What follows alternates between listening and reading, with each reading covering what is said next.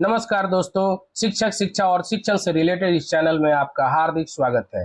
दोस्तों, अगर आप एक शिक्षक जीवन या छात्र जीवन व्यतीत कर रहे हैं तो डॉक्टर सर्वपल्ली राधाकृष्णन जी के जीवन परिचय से अवगत होना बेहद जरूरी है।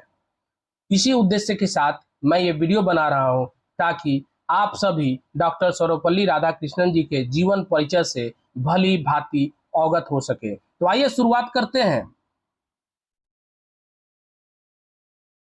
भारत में प्रतिवर्ष 5 सितंबर को हमारे पूर्व राष्ट्रपति डॉक्टर सर्वपल्ली राधाकृष्णन के जन्मदिन को शिक्षक दिवस के रूप में मनाया जाता है। शिक्षकों की इसी महत्ता को सही स्थान दिलाने के लिए ही हमारे देश में सर्वपल्ली राधाकृष्णन ने पुरजोर कोशिशें की। जो खुद एक बेहतरीन शिक्षक थे, अपने इस महत्वपूर्ण योगदान के कारण ही उनके जन्म दिवस के उपलक्ष्य में शिक्षक दिवस मनाकर डॉक्टर राधाकृष्णन के प्रति सम्मान व्यक्त किया जाता है। आइए जानते हैं परिचय एवं शिक्षा। डॉक्टर राधाकृष्णन का जन्म 5 सितंबर 1888 को चेन्नई से लगभग 200 किलोमीटर उत्तर पश्चिम में स्थित एक छोटे से कस्बे में तिरुतनी में हुआ था। उनके पिता का नाम सर्वपल्ली वी रामास्वामी और माता का नाम श्रीमती सीता झा था। रामास्वामी एक गरीब ब्राह्मण थे और तिरुतनी कस्बे के जमींदार के यहाँ एक साधारण कर्मचारी के समान कार्य करते थे।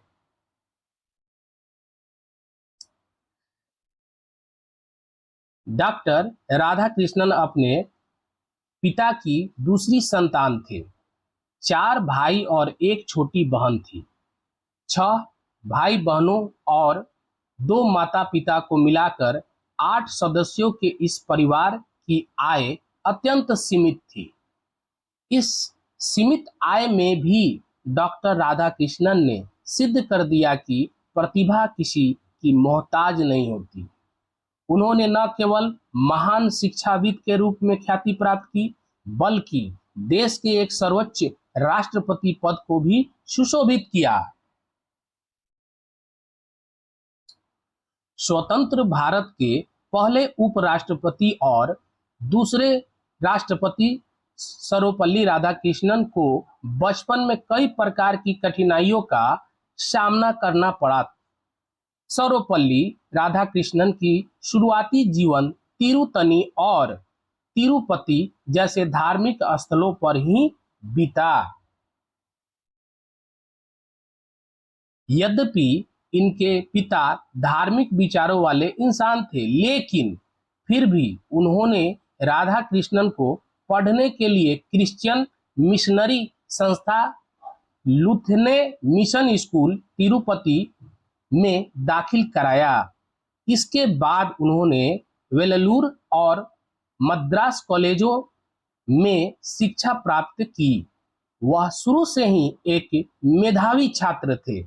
अपने विद्यार्थी जीवन में ही उन्होंने बाइबल के महत्वपूर्ण अंश याद कर लिए थे, जिसके लिए उन्हें विशिष्ट योग्यता का सम्मान भी प्रदान किया गया था।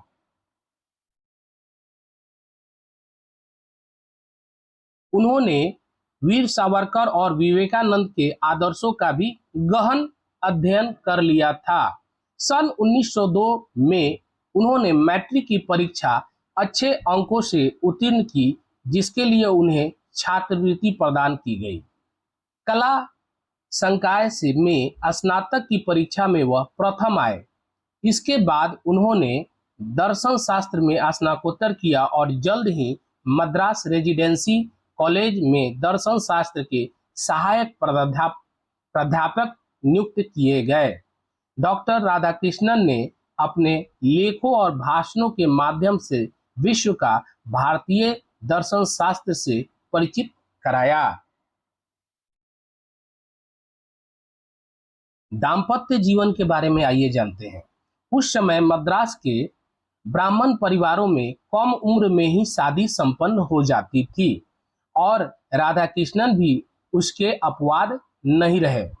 1903 में 16 वर्ष की आयु में ही उनका विवाह दूर के रिश्ते की बहन शिव कामू के साथ हो गया। उस समय उनकी पत्नी की आयु मात्र 10 वर्ष की थी। आइए उनके व्यक्तित्व के बारे में जानते हैं। डॉक्टर सर्वपल्ली राधाकृष्णन भारतीय संस्कृति के ज्ञानी, एक महान शिक्षाविद, महान दार्शनिक, महान वक्ता होने के साथ ही विज्ञानी, हिंदू विचारक भी थे। राधा कृष्णन ने अपने जीवन के 40 वर्ष एक शिक्षक के रूप में बिताए। वह एक आदर्श शिक्षक थे। डॉक्टर राधा कृष्णन के पुत्र डॉक्टर एस गोपाल ने 1989 में उनकी जीवनी का प्रकाशन भी किया।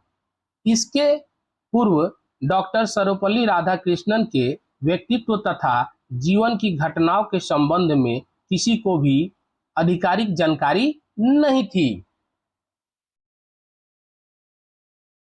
स्वयं उनके पुत्र ने भी माना कि उनके पिता की व्यक्तिगत जिंदगी के विषय में लिखना एक बड़ी चुनौती थी और एक नाजुक मामला भी।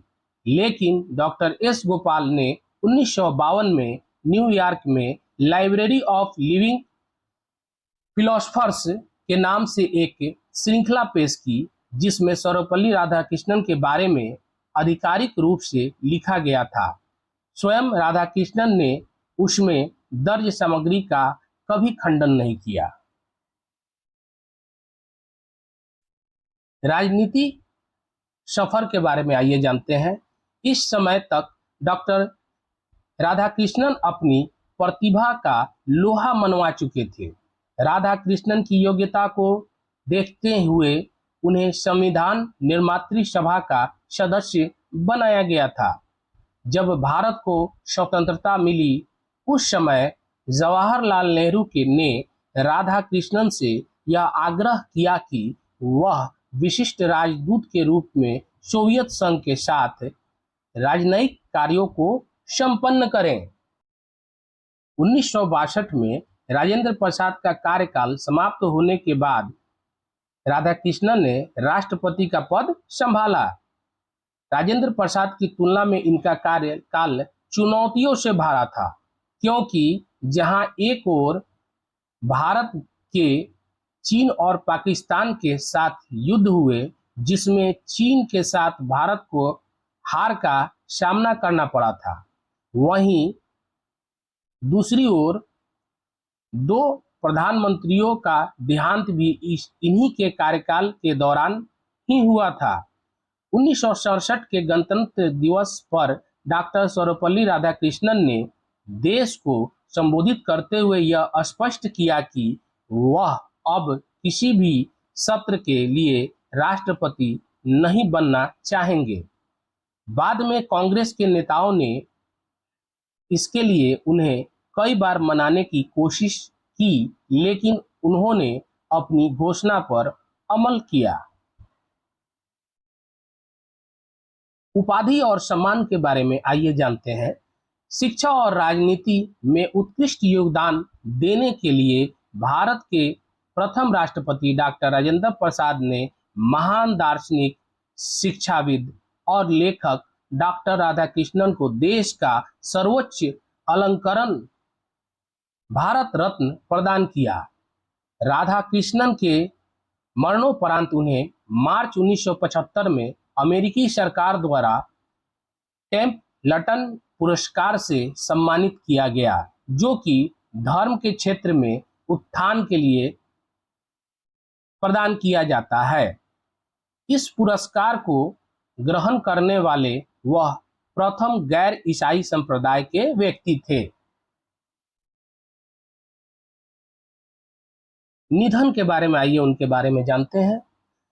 डॉक्टर सर्वपल्ली राधाकृष्णन सामाजिक बुराइयों को हटाने के लिए शिक्षा को ही कारगर मानते थे।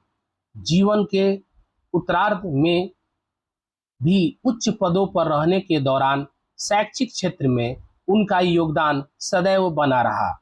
17 अप्रैल 1975 को सर्वपल्ली राधाकृष्णन ने लंबी बीमारी के बाद अपना देह त्याग किया, लेकिन शिक्षा के क्षेत्र में उनके कार्यों की वजह से वे आज भी उन्हें एक आदर्श शिक्षक के रूप में याद किया जाता है।